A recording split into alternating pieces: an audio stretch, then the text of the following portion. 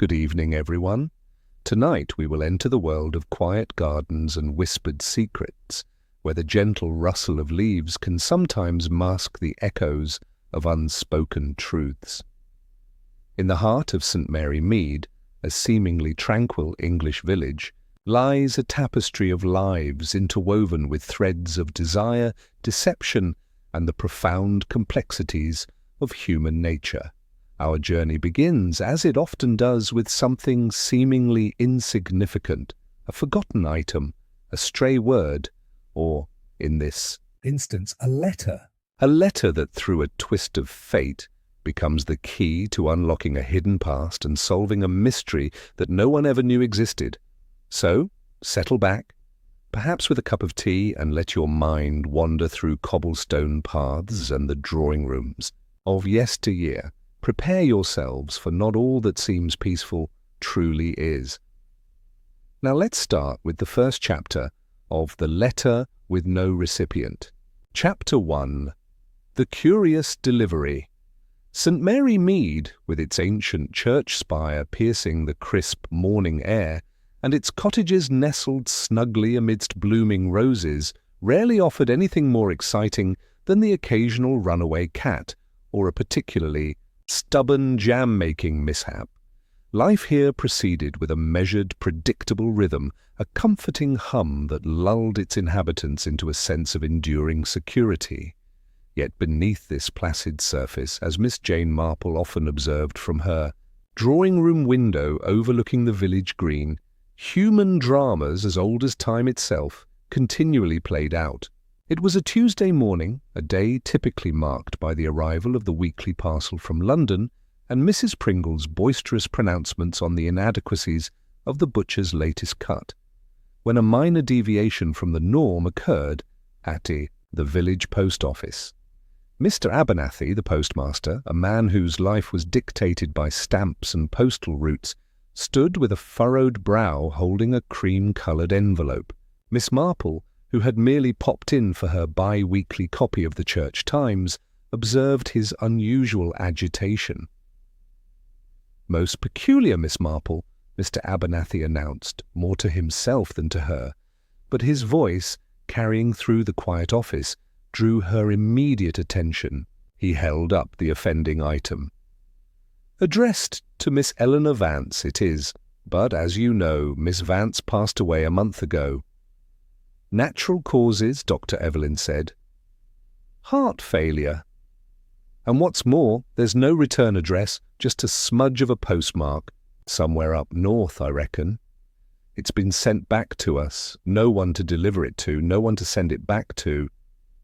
Miss Marple adjusted her shawl, her keen blue eyes, though often appearing mild, missing nothing. "Miss Vance, you say?" "A quiet woman, Eleanor. Kept to herself mostly. Always had a kind word, though. Never heard a harsh syllable pass her lips." Eleanor Vance had been one of the village's more reclusive residents, a spinster whose life seemed to have unfolded entirely within the confines of her small, neat cottage on the outskirts of the village. Her passing, though sad, had been met with the gentle acceptance accorded to an elderly life concluded peacefully. Mr. Abernathy sighed, turning the letter over in his hands as if it might magically reveal its secrets. Well, what to do with it? The cottage is being cleared by her distant cousin, Mr. Ashworth, next week. Should I just pass it on to him? Miss Marple considered this, a faint frown creasing her brow. Perhaps, though if it has no return address, Mr. Ashworth might simply discard it. A private letter, one might presume. Just then, the bell above the door tinkled, announcing the arrival of Mrs. Pringle, whose entry was always a theatrical event. "Good morning, Mr. Abernathy. My copy of the Lady's Companion arrived yet. I simply must know Mrs. Fortescue's remedy for stubborn tea stains." Mr. Abernathy, flustered, quickly placed the mysterious letter face down on the counter. Miss Marple, however, had already noted the distinct, elegant script of the address, quite different from the hurried scrawls usually seen in St. Mary Mead. It spoke of a more formal hand, perhaps an older one. Later that afternoon, Miss Marple, walking home, found herself pondering the unaddressed letter. It was a minor incident, easily dismissed, yet it nagged at her like a loose thread in an otherwise perfectly knitted garment. Why would a letter arrive for a woman who had been deceased for weeks with no clear sender? And why, she mused, did the postmark feel deliberately obscured? Her thoughts were interrupted by the sight of young Daisy Perkins, the vicar's housemaid, hurrying along, the lane a basket over her arm. Daisy, often prone to chatter, slowed as she approached Miss Marple. "Oh, Miss Marple, such a dreadful thing." Miss Marple raised an eyebrow gently. "Dreadful, dear?" "Yes, Mr. Abernathy, just this morning. He told me a letter arrived for Miss Vance." "But what's so strange," he said, "is that when he tried to look inside, just to see if it was important, for the relatives, he said it wasn't a letter at all, not really. It was just one of those, what do you call them, typewritten things, and he said it only had one line on it." "So odd." Daisy giggled, then covered her mouth. "Oh, I shouldn't have said." Miss Marple's eyes sharpened, a faint spark igniting within their depths. A single typewritten line? For the reclusive Miss Eleanor Vance? This was indeed far more peculiar than a mere misdirected piece of mail. Chapter 2. A Glimmer of Past Shadows. The revelation of the letter's strange content, a single typewritten line, intensified Miss Marple's quiet curiosity. It was a detail that did not fit the serene picture of Miss Eleanor Vance, a woman whose life had unfolded without dramatic pronouncements or anonymous correspondence. Villagers remembered her as consistently gentle, a little shy, always impeccably dressed, though in clothes that were a decade or two out of fashion. She was, in short, a woman whom one would least expect to be the recipient of an enigmatic, typewritten message. Miss Marple spent the remainder of the day in her garden, her mind turning over the fragments of information, much like she turned over the soil around her prize-winning delphiniums. She recalled the few times she had conversed with Miss Vance, often at the annual village fete or at church. Miss Vance's conversation was always pleasant but guarded, revolving around the weather, the merits of various preserving jams, or the latest sermon. Never anything personal, never anything hinting at a secret life or a hidden past. The following day, Miss Marple decided a discreet visit to Dr. Evelyn was in order. Dr. Evelyn, a pragmatic woman in her late 40s, had served St. Mary Mead. For years, her medical knowledge tempered by a deep understanding of human frailties. "Good morning, Jane," Dr. Evelyn greeted, ushering Miss Marple into her neat consulting room. "Nothing ailing you, I hope?" "No, dear, thank you," Miss Marple replied, settling into a comfortable armchair.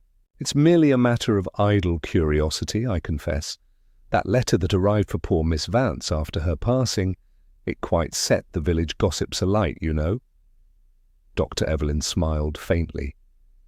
"Indeed, Mr. Abernathy seems to have made it the topic of the week.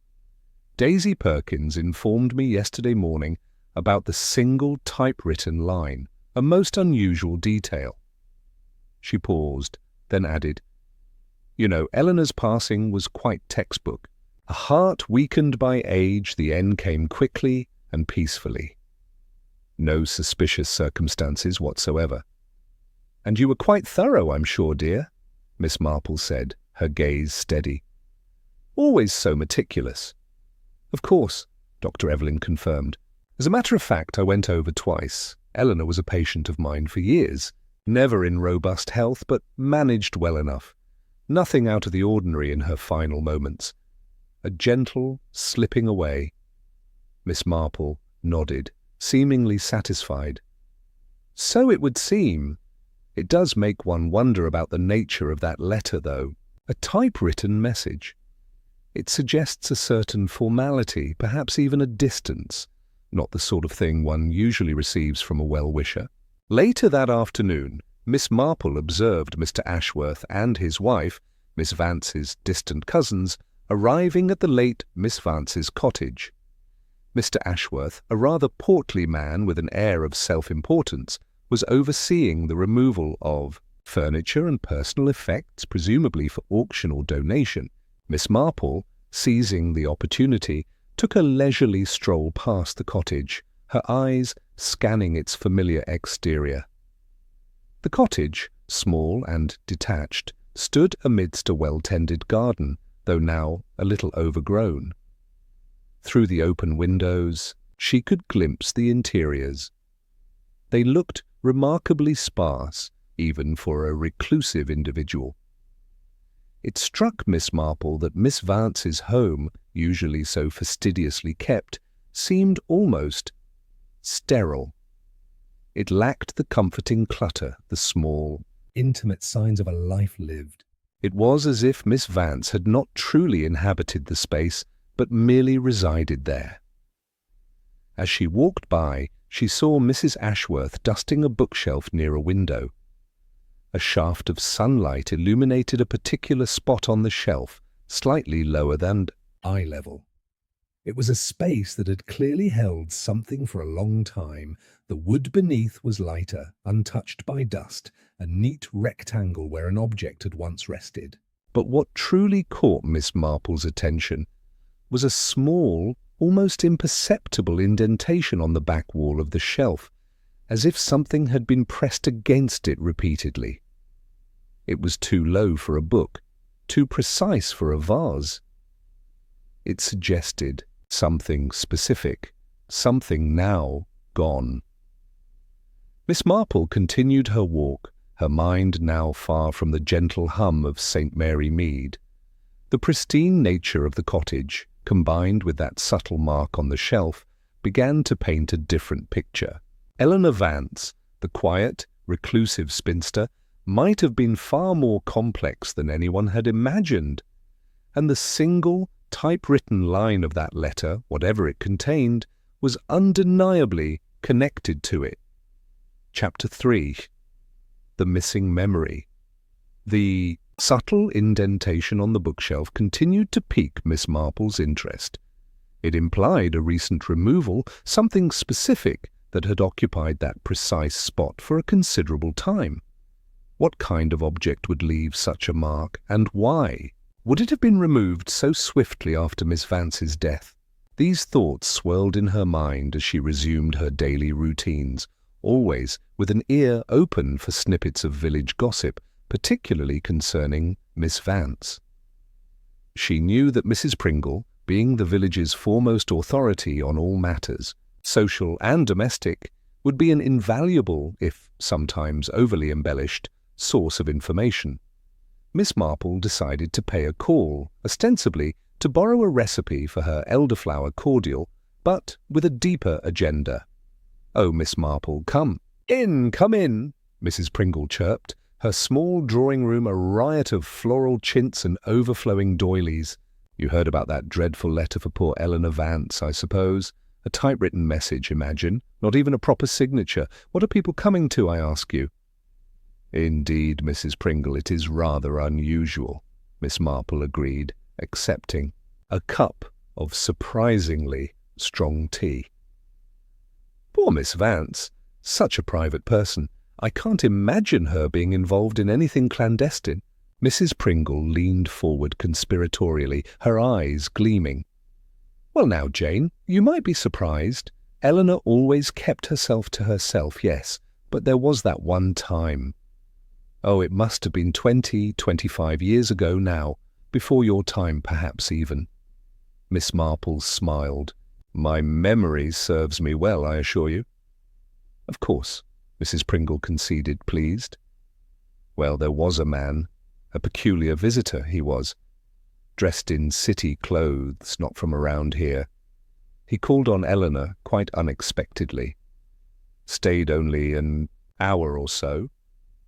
Nobody knew who he was, and Eleanor never spoke a word about it. Just said it was an old acquaintance passing through.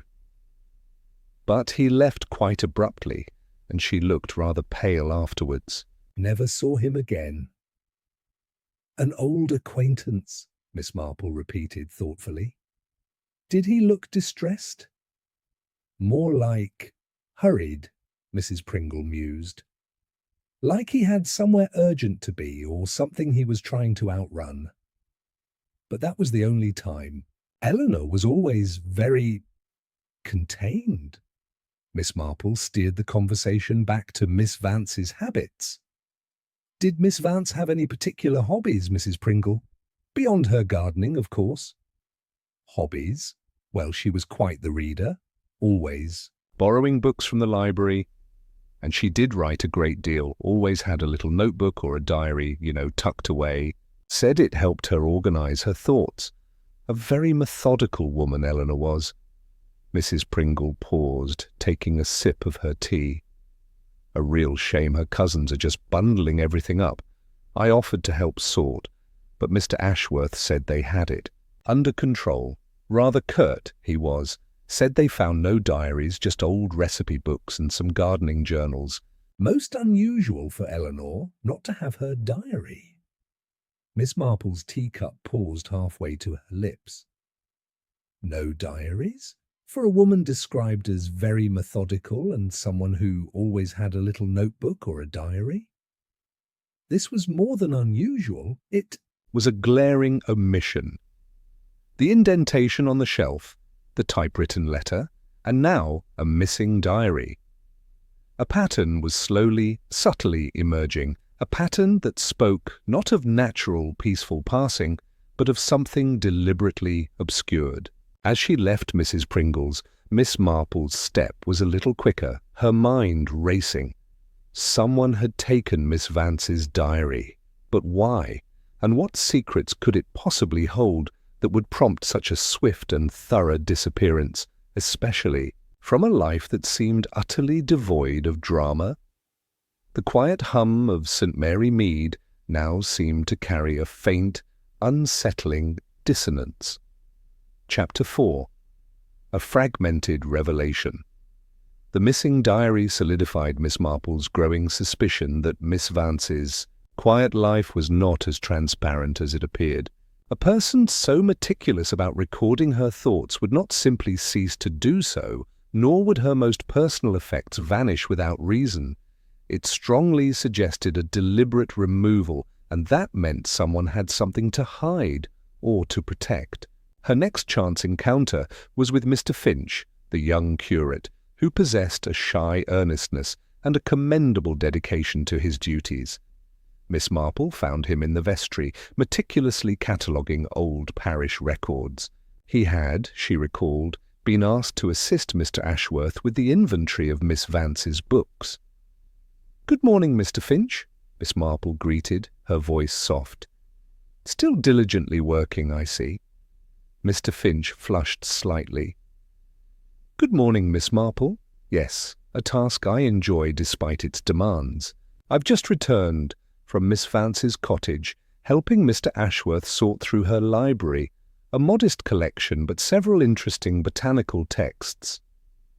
Miss Vance was quite the gardener, wasn't she? Miss Marple prompted gently.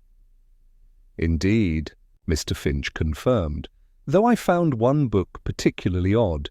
Botanical Wonders of the Southern Hemisphere, it was titled. A beautiful, leather-bound volume, but it had a very peculiar inscription inside the front cover, something in a foreign language, and a drawing of a rather exotic-looking flower." "Oh!" Miss Marple's interest was piqued. "And what became of it?" "Mr. Ashworth decided it was too niche for the village library donation," Mr. Finch explained, a hint of disappointment in his voice. "He said he'd keep it as a family heirloom." "A shame, really." I was quite fascinated by the inscription. It looked almost like a code or perhaps a dedication to someone, and there was a date, quite old, long before Miss Vance settled here, I imagine. Did you happen to notice the paper of that strange letter Mr. Abernathy received? Miss Marple asked, shifting the subject subtly. Daisy Perkins mentioned it was typewritten. I wondered about the quality. Mr. Finch paused, thinking. Yes, I did. Mr. Abernathy showed it to me briefly. It was a remarkably thick, creamy paper, very smooth. Not the usual cheap stationery one often sees. It felt quite expensive almost, like official document paper. And the typeface was very precise, almost old-fashioned, not like the modern typewriters Mr. Ashworth uses for his business papers.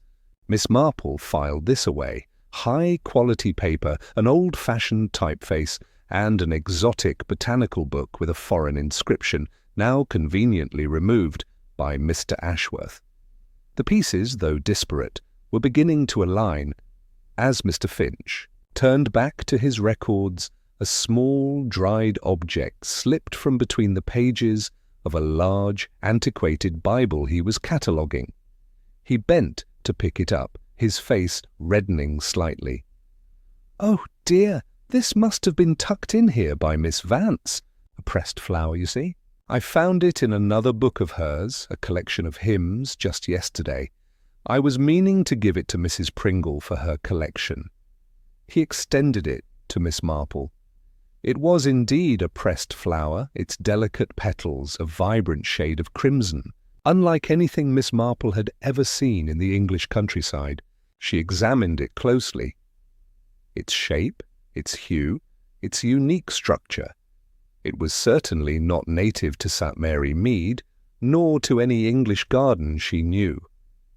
It looked almost tropical. "A beautiful specimen, Mr. Finch," Miss Marple murmured, her eyes holding a new intensity. "Most unusual. Do you recall where in the hymn book you found it?" "Right near the front," he replied, "tucked into the fly-leaf, almost as a bookmark, if you will." "I suppose Miss Vance had a fondness for it." Miss Marple nodded slowly, handing the delicate flower back to him. A rare, exotic flower found in a hymn book belonging to a reclusive woman whose most valuable botanical book had a foreign inscription and was now sequestered by a distant cousin. The subtle details were no longer subtle. They were signposts, pointing towards a past life for Miss Vance far richer, and perhaps far more complicated than anyone in St. Mary Mead had ever known. The quiet spinster, it seemed, had harboured a secret world. Chapter 5. The Gardener's Tale. The crimson pressed flower, exotic and vibrant, was a jarring anomaly in the otherwise subdued narrative of Miss Eleanor Vance's life. It spoke of distant lands and passions unfathomed in St. Mary Mead. Miss Marple knew precisely the person who could shed light on its origins, and Miss Vance's potential connection to such a rare specimen, Mr. Henderson, the venerable owner of the local nursery, a man whose knowledge of flora rivaled that of any university botanist.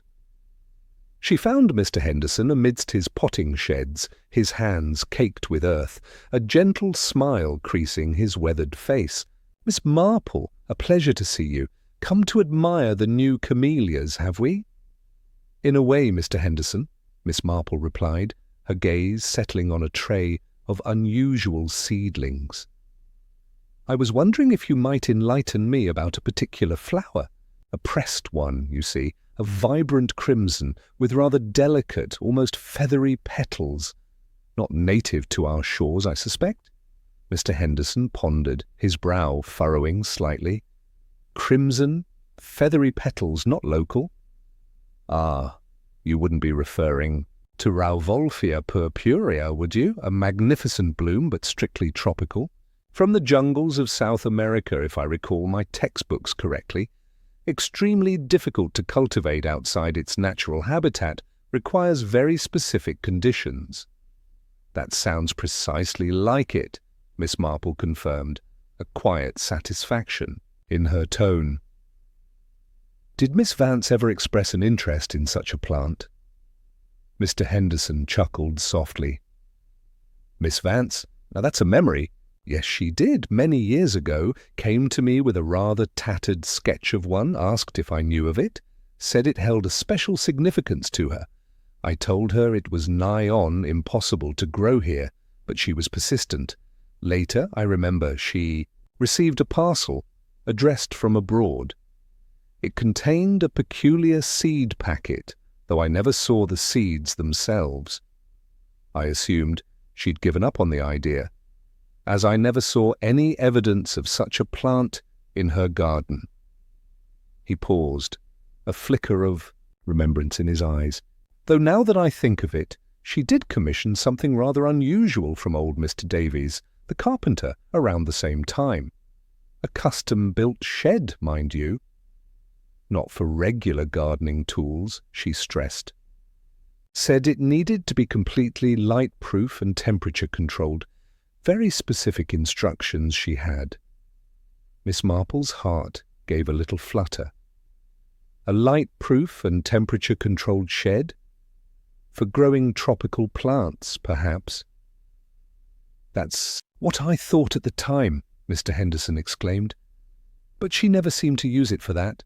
In fact, I never saw her tending anything out of the ordinary in it. It just sat there, rather unused, at the very back of her garden. Always locked.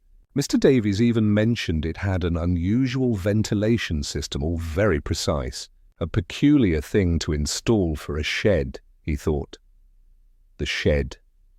The exotic flower. The missing diary. The typewritten letter. The pieces, once scattered, were beginning to form a coherent, albeit unsettling, picture. Miss Vance, the demure spinster, had been cultivating a secret, and it might not have been a botanical one at all. So the shed wasn't for gardening, then? Miss Marple murmured, almost to herself.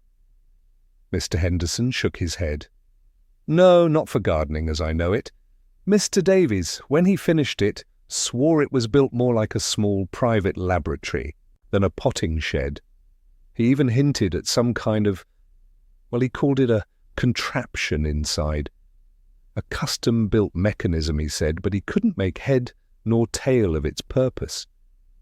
Miss Vance had been very secretive about it. He just built it to her exact specifications. Miss Marple's eyes gleamed with a quiet intensity. A custom-built, light-proof, temperature-controlled shed containing a mysterious contraption? This was far removed from the innocent pursuit of exotic horticulture. It suggested something altogether different, something that required absolute secrecy and precise environmental control. The delicate crimson flower was merely a red herring, or perhaps a clue of a different kind. Miss Eleanor Vance, it seemed, had been engaged in a clandestine activity far more intriguing than cultivating a rare plant, and the implications of this secret were beginning to feel distinctly dangerous. Chapter 6. Unsettling Discoveries. The image of Miss Vance's custom-built shed, sealed off and equipped with a mysterious mechanism, gnawed at Miss Marple. It was a secret space for a secret purpose, far removed from the quiet life the village believed she led.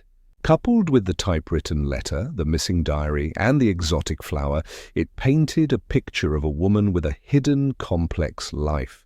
It was time to push for more direct answers, albeit gently. Miss Marple decided her next port of call was the post office again, with Mr. Abernathy. She knew his dedication to postal accuracy could be subtly redirected towards investigation. Mr. Abernathy, she began, after ensuring they were alone, that peculiar letter for Miss Vance, the postmark, you said it was smudged. Mr. Abernathy sighed. Aye, a dreadful smudge, Miss Marple. Almost deliberate, I'd say. But I've been giving it a proper looking at, with a magnifying glass, you know, and just think mind, I can make out the faintest trace of a town name. Not from anywhere local, not even the next county. Sounds quite obscure, actually. Port Meadow, up in the northeast, if I recall my geography correctly. A small industrial town, not somewhere one would associate with our dear Miss Vance. Port Meadow, an obscure town far removed from the gentle rolling hills of St. Mary Mead. It added another layer of mystery, suggesting a connection far outside her known sphere. Armed with this new information, Miss Marple decided to take a more direct approach concerning the shed. She knew Mr. Ashworth and his wife were still sorting through the cottage. She made her way there, timing her visit for when Mr. Ashworth was likely to be taking a tea break. "Mr. Ashworth," she began, with her most disarming smile, "I was just passing, and I couldn't help but notice what a splendid shed Miss Vance had at the back of her garden. Such a solid construction, quite impressive." Mr. Ashworth, wiping crumbs from his waistcoat, looked up, slightly surprised. "The shed? Oh, yes, quite sturdy, I suppose." "Just an old garden shed. Nothing of interest there, I assure you." He waved a dismissive hand. "We haven't bothered with it. Just old tools, I imagine." "Perhaps," Miss Marple demurred. "But you know, Mr. Henderson, the nurseryman was telling me that Miss Vance commissioned it rather specially, said it was built to be quite light-proof and temperature-controlled. Most unusual for garden tools, wouldn't you agree? I did wonder if perhaps she kept something valuable in it. Her old family, silver perhaps, or some antique lace." She let the words hang in the air, allowing Mr. Ashworth's acquisitive nature to take hold. Mr. Ashworth's eyes narrowed. "Valuable, you say? Well, I suppose it wouldn't hurt to take a look. Didn't think there was anything left of value, honestly. Just sentimental bits." Miss Marple feigned a casual stroll around the garden, while Mr. Ashworth, spurred by the prospect of hidden treasures, went to fetch the spare key to the shed. A few minutes later, she watched him prise open the heavy wooden door. A musty scent of damp earth and disused equipment drifted out. "Nothing here, just empty shelves," Mr. Ashworth grumbled, disappointment evident in his voice. "Just as I thought, a waste of time." "Perhaps," Miss Marple said, stepping cautiously into the small, dark space. Her eyes, however, were not on the empty shelves. They scanned the floor, the walls, the ceiling. There, tucked behind a loose floorboard in a back corner, almost perfectly concealed, was a small wooden box. "Mr. Ashworth, what's this?" she asked, pointing with her umbrella. With a grunt, he retrieved the box. Inside, carefully wrapped in oilcloth, were several faded photographs. They showed a much younger Eleanor Vance, her face alight with a joyous smile, quite unlike the solemn woman of St. Mary Mead. She was standing beside a tall, handsome man, his arm around her. They looked deeply in love. There was also a single, foreign-looking coin, dull with age, and a small, delicate silver locket. "Well, I never!" Mr. Ashworth exclaimed, examining the photos. "Our Eleanor had a bow. Who on earth is this chap? And what's this old coin? And a locket? Rather common, I'd say. I'll just add these to the discard pile." But Miss Marple's gaze was fixed on the locket in one of the photographs. It was identical to the one in his hand, but in the picture it hung from Miss Vance's neck. "Mr. Ashworth," she said, her voice unusually firm, "was this locket found amongst Miss Vance's personal jewellery? I recall her always wearing a small brooch, but never a locket." Mr. Ashworth frowned. "No, this is the first I've seen of it. Must have been in the shed. I'll just put it with the other bits." Miss Marple, however, knew that the locket Mr. Ashworth held was the same one worn by Miss Vance in the photograph. But why was it hidden in the shed and not with her other personal effects? And why, indeed, was it not found on her person if it was something so cherished? The presence of the locket in the shed rather than with her, was a crucial, unsettling detail. It suggested that something precious had been deliberately hidden, or perhaps deliberately removed from her. Chapter 7. Whispers of the Past. The photographs of a joyful, youthful Eleanor Vance, the foreign coin, and especially the silver locket, unearthed from the shed, shattered the village's perception of the reclusive spinster. Miss Marple now saw a vibrant, passionate woman whose past was far richer and more painful than anyone could have imagined. The locket, in particular, intrigued her. It wasn't found with Miss Vance's other modest jewellery, nor was it on her person when she died. Its concealment spoke volumes. Miss Marple decided to revisit Mrs. Pringle, this time with a more pointed line of inquiry. She arrived armed with a carefully chosen anecdote about a lost piece of jewellery, intending to gently coax out any forgotten details. "Oh, Miss Marple, you wouldn't believe what Mr. Ashworth found in that shed of Eleanor's," Mrs. Pringle announced, before Miss Marple could even begin, her eyes alight with the juiciest gossip in years. Photographs of Eleanor with a handsome young man and a locket. Indeed, Mrs. Pringle, Miss Marple said calmly. A very pretty locket it was, silver with a rather distinctive engraving.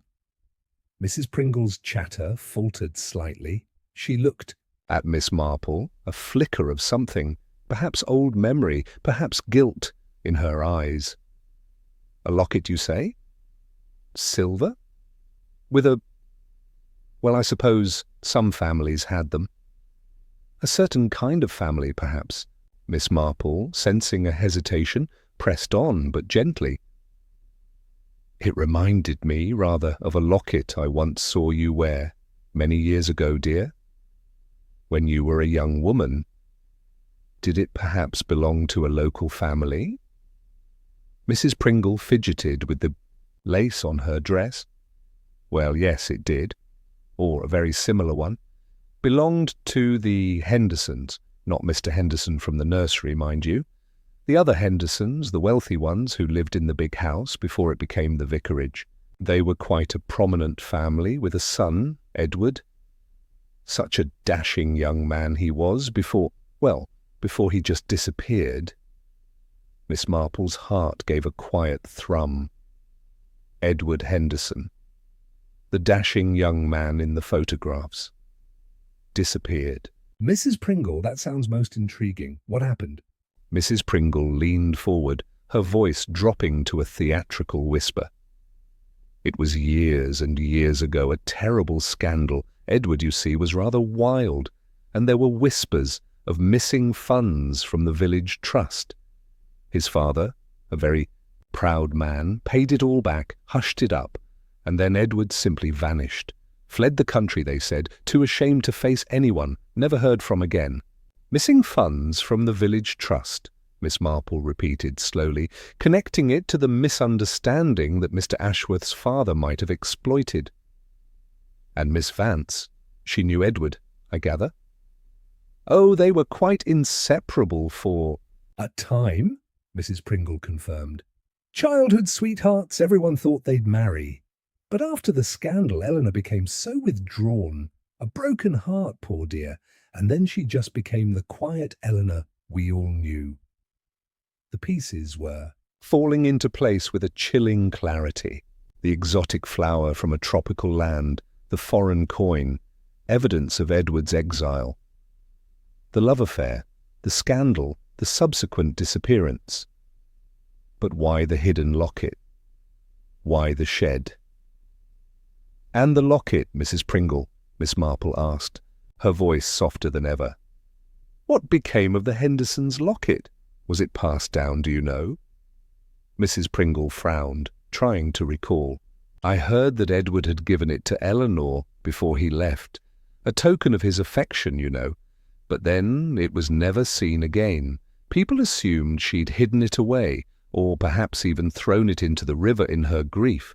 But you say Mr. Ashworth—" "Found it in the shed," Most peculiar, I thought it was gone forever. Miss Marple, however, knew that the locket was not merely a sentimental token. The very fact that it was found hidden and not worn spoke of a different purpose. It suggested that its significance went beyond a lost love. Edward Henderson hadn't simply disappeared in shame. His story was intertwined with a deeper injustice, one Miss Vance might have spent a lifetime secretly trying to unravel. And the locket, she now suspected, contained not just a memory, but a vital clue. Chapter 8. The Hidden Device. The revelation of Edward Henderson's fate and the village scandal profoundly altered Miss Marple's understanding of Miss Vance. The reclusive spinster was not merely a victim of circumstance, but a woman with a purpose, quietly pursuing a truth hidden for decades. The shed, with its peculiar construction, now made perfect sense. Its light-proof, temperature-controlled environment and mysterious contraption could only point to one thing in the early 20th century: a darkroom. Miss Vance, the quiet amateur photographer. It explained the faded photographs, the meticulous nature, and the desire for absolute secrecy. She hadn't been growing rare plants, she'd been developing something. Old negatives, perhaps, related to Edward, to the missing funds, to the true story of his disappearance. The typewritten letter, with its ominous single line, began to feel less like a random act and more like a warning, or even a threat, to someone engaged in dangerous research. Miss Marple knew she needed to confirm her theory about the shed. She returned to the cottage, this time with a more direct mission. Mr. Ashworth had thankfully moved on, leaving Mrs. Ashworth to pack up the remaining unimportant items. Miss Marple, with a feigned interest in antique linen, managed to gain entry to the garden, and, once Mrs. Ashworth was preoccupied inside, slipped into the shed once more. The contraption Mr. Henderson's carpenter friend had mentioned was indeed the remnants of a rudimentary but effective darkroom setup. Trays, bottles for chemicals, a peculiar lamp. And then, her eyes, accustomed to seeking out the minute, caught a glint of glass behind a loose brick in the wall. With a gentle prod, she dislodged the brick.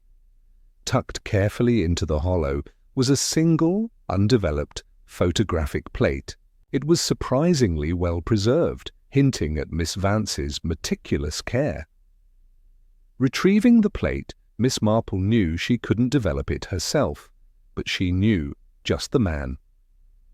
Dr. Evelyn, while a dedicated physician, had a little-known hobby: amateur photography. She had a small darkroom in her attic, a relic from her student days. Later that evening, Miss Marple presented the plate to a bewildered Dr. Evelyn. "My dear Jane, what on earth is this?" from Eleanor's shed. "Indeed, dear?" Miss Marple replied, her voice calm but with an underlying urgency. "I believe it may be of some importance. Would you be so kind as to develop it for me? With the utmost discretion, of course." Dr. Evelyn, intrigued by the mystery, agreed. It took some time and several delicate adjustments in her old darkroom, but slowly an image began to emerge on the plate. It was a partial image, slightly blurred and taken from a distance, but undeniably revealing. It showed the old St. Mary Mead market cross, a distinctive local landmark, and in the distance a figure standing near a horse and trap, distinct enough to be recognized by anyone familiar with the village. The photograph was clearly old, but the image was unsettling. Dr. Evelyn held the developed print under the red light, her brow furrowed. "Well, I never! It's the market cross, and that figure, it looks like. It can't be." "Who, dear?" Miss Marple asked, her voice steady. "It looks remarkably like young Thomas Ashworth," Dr. Evelyn whispered, referring to Mr. Ashworth's father, who had been a prominent and notoriously ruthless businessman in the village decades ago. But why would Eleanor have a photograph of him taken from such a distance and hidden away like this? Miss Marple's eyes, however, were not on the figure of Thomas Ashworth. They were on a detail in the foreground, almost obscured by shadow. A corner of something metallic, partially buried in the ground near the market cross. It looked, she realized with a jolt, like the distinctive engraving of the Henderson family crest, an engraving that would have been on the family's property, perhaps even on a locket. The photo didn't just show Thomas Ashworth, it showed something buried, something hidden at a specific place and time. Miss Vance wasn't merely reminiscing. She was documenting, perhaps even attempting to exonerate. The locket, she now understood, contained not just a memory, but physical proof of the injustice, possibly even the very evidence of Edward's fate. And someone very close, had known exactly what she was doing. Chapter 9. The Truth Unveiled. The photographic plate, revealing a distant Thomas Ashworth and a buried object near the market cross, cast a chilling new light on Miss Vance's quiet life. Miss Marple's intuition, honed by years of observing the complexities of human behavior in St. Mary Mead, now painted a picture far darker than she had initially imagined. The misunderstanding surrounding Edward Henderson's disappearance and the village trust funds was not a simple defalcation, but a calculated act, and the Ashworth family was at its heart. Miss Marple meticulously pieced together the fragments. Edward Henderson, innocent of the charges, had been framed by Thomas Ashworth, who then conveniently bought up the disgraced Henderson family's assets at a fraction of their worth. Eleanor Vance, heartbroken but never truly believing in Edward's guilt, had dedicated her life to uncovering the truth. The shed was her secret haven, her darkroom, where she processed old negatives and perhaps even new ones, seeking to piece together the puzzle. The rare flower and foreign coin were not mere mementos but subtle clues from Edward, perhaps sent from his enforced exile, hinting at his location or the true nature of his predicament. The typewritten letter, with its single ominous phrase, Miss Marple now understood, was a direct warning to Miss Vance. Someone knew she was close to exposing the truth. But who? And why now, after all these years?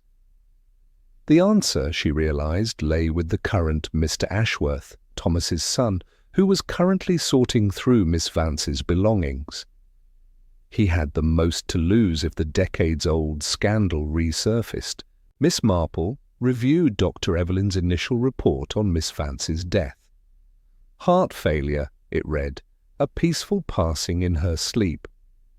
Yet something niggled at the edge of her memory, a small detail easily dismissed, but now, with the full picture emerging, suddenly starkly significant.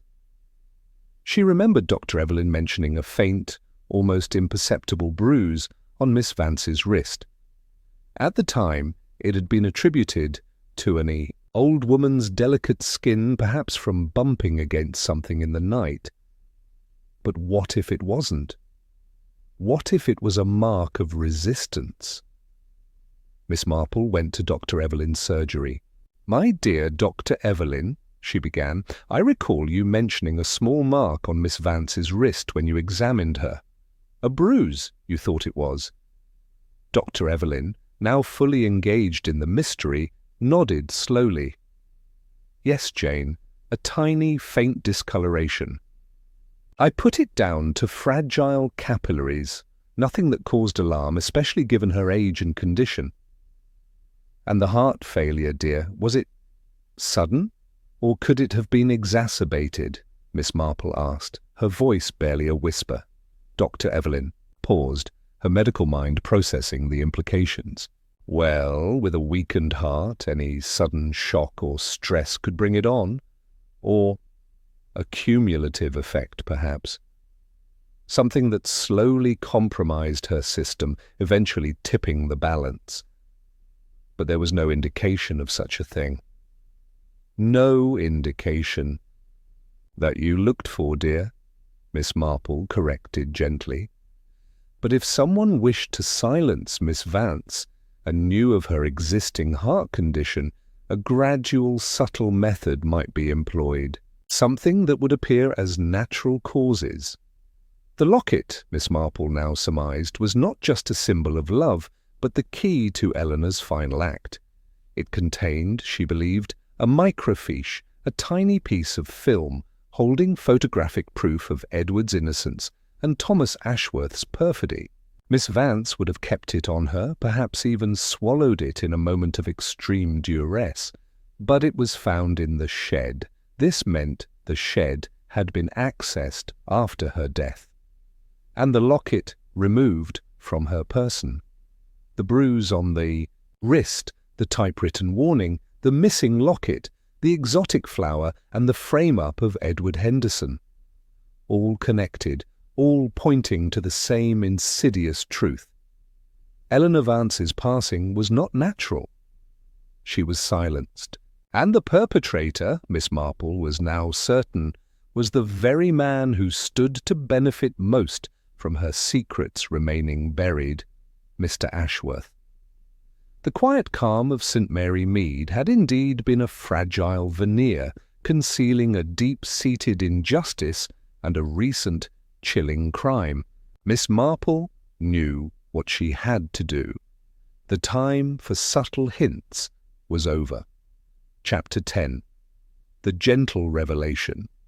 The morning mist still clung to the ancient oak on the village green as Miss Marple dispatched a series of polite, yet firm, invitations. She requested the presence of Mr. Ashworth, Dr. Evelyn, Mr. Abernathy, and Mrs. Pringle at her drawing-room. The unusual summons, arriving so early, set the village telegraph wires buzzing with curiosity, though none could guess the true purpose. When they had all gathered, a tense silence filled Miss Marple's cosy drawing-room. Mr. Ashworth fidgeted. Nervously, Dr. Evelyn observed with professional gravity. Mr. Abernathy looked utterly bewildered, and Mrs. Pringle, though trying to appear demure, radiated an almost unbearable excitement. Miss Marple, impeccably dressed and radiating a quiet authority, began, "My dear friends, thank you for coming. I have asked you here today because of poor Miss Eleanor Vance. Her passing, as we all know, was attributed to natural causes. However, I believe the truth of her final days is far more complex, and indeed deeply troubling." She began with the seemingly innocuous the letter with no recipient. A typewritten letter, Mr. Abernathy, with its single ominous line, was a warning to Miss Vance that her secret investigations were known. She then moved to the shed. The shed, Mr. Ashworth, was not for gardening. It was a dark room. Miss Vance, a keen amateur photographer, was developing old negatives. She turned to Dr. Evelyn. "The plate you so kindly developed, dear, shows young Thomas Ashworth decades ago at the Market Cross, but more importantly, it shows a glimpse of a hidden object, one with the Henderson family crest. This was proof that Edward Henderson, Miss Vance's beloved, was not a defalcator, but a victim of a cruel frame-up orchestrated by Thomas Ashworth, Mr. Ashworth's father, who then profited immensely from the Henderson family's ruin." Mr. Ashworth gasped, his face paling. "This is preposterous. My father was an honourable man," Miss Marple continued, unperturbed. Miss Vance spent her life quietly working to clear Edward's name. The exotic flower, the foreign coin, clues from Edward signalling his enforced exile. The locket, Mr. Ashworth, that you found in the shed was not merely a sentimental token. It contained a tiny microfiche, a photographic document of the true ledger entries, the ones that exonerated Edward and implicated your father. Miss Vance had kept it on her, perhaps for safekeeping, perhaps intending to publish her findings. But how? How could she have died if this were true? Mr. Abernathy stammered. Miss Marple's gaze settled on Mr. Ashworth. Miss Vance was close to exposing the truth. The typewritten letter was a desperate attempt to stop her. Mr. Ashworth, you realized the depth of her investigation during your initial sorting of her affairs. You knew what she sought and what she had found. Her voice, though soft, carried the weight of irrefutable certainty. You administered a slow-acting poison, one that would exacerbate her existing heart condition, making her death appear natural. The tiny, almost imperceptible bruise on her wrist, Dr. Evelyn, was not from old age. It was from a struggle as Mr. Ashworth removed the locket from her person after she had succumbed to the effects of the poison. Mr. Ashworth's face crumpled